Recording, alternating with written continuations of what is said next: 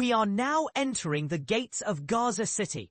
Those chilling words, spoken by Israel Defense Forces spokesman Defrin on Wednesday, mark the opening of what could become the most intense urban battle the region has seen in years.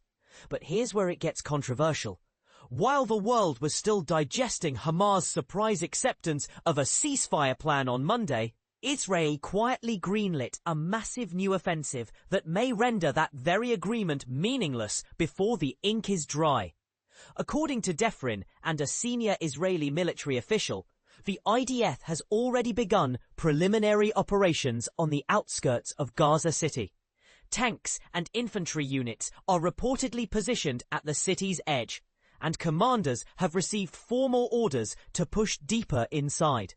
The overarching plan, ominously codenamed Gideon's Chariots 2, was personally approved by Defense Minister Israel Katz on Wednesday morning.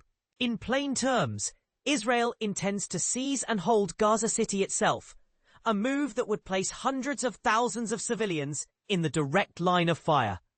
To pull this off, the Israeli cabinet has authorized an emergency call-up of 50,000 to 60,000 reservists, with mobilization notices going out immediately.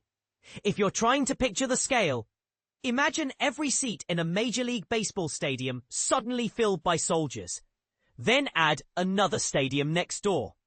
That's roughly the manpower Israel is preparing to inject into a territory only about twice the size of Washington, D.C. And this is the part most people miss, the timing. Hamas announced on Monday that it accepted a Qatari-Egyptian ceasefire proposal built around the framework Washington floated in June. Israel, however, has yet to publicly respond to Hamas's statement. Instead, within 48 hours, it launched the first phase of its ground assault. White House Press Secretary Caroline Leavitt suggested without subtlety that President Trump's fiery Truth Social post, "Hostages will only be returned when Hamas is confronted and destroyed," may have spooked Hamas into concessions. ABC News has not independently verified the precise terms of the ceasefire draft, leaving open the possibility that key details remain fluid or disputed. Human cost in the last 24 hours. Gaza's health ministry, run by Hamas, reports at least 58 Palestinians killed in fresh Israeli airstrikes. That figure cannot yet be independently corroborated, but it underscores how quickly casualties are mounting, even before the full-scale urban invasion begins. International alarm bells are ringing. On August the 8th, UN High Commissioner for Human Rights Volker Turk demanded that Israel immediately halt its planned offensive, warning of massive forced displacement and unbearable suffering.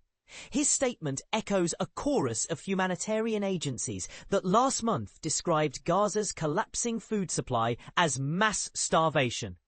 115 aid organizations accused Israel of using siege tactics to deliberately starve Gaza's 2.2 million residents. Israel counters that shortages stem from Hamas looting aid convoys, an allegation Hamas denies.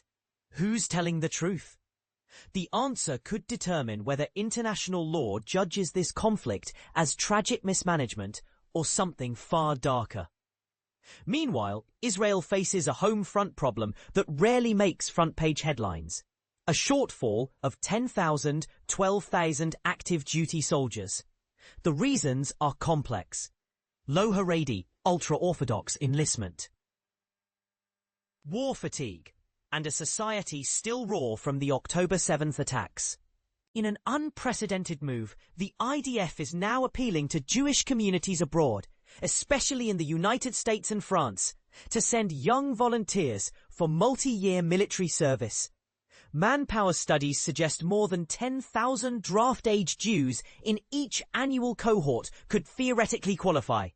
The immediate target is modest, 600 to 700 new recruits per year, but the symbolism is huge. A global Jewish call-up, reminiscent of 1948's War of Independence. So where does this leave us? With a ceasefire dangling by a thread, a looming street-by-street battle in one of the world's most densely populated cities, and a humanitarian crisis that could spiral further out of control. Some will argue Israel has every right to dismantle Hamas's military infrastructure after the atrocities of October 7th. Others will contend that occupying Gaza City will only breed the next generation of militants.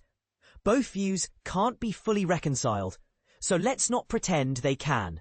Controversial question time. If you were in Israel's shoes, would you press ahead with the offensive, gambling that a decisive blow now prevents future wars? Or would you honor the ceasefire track, risking that Hamas regroups and rearms? Drop your take below. Civil debate only. But don't hold back. The world is watching, and your voice matters more than ever.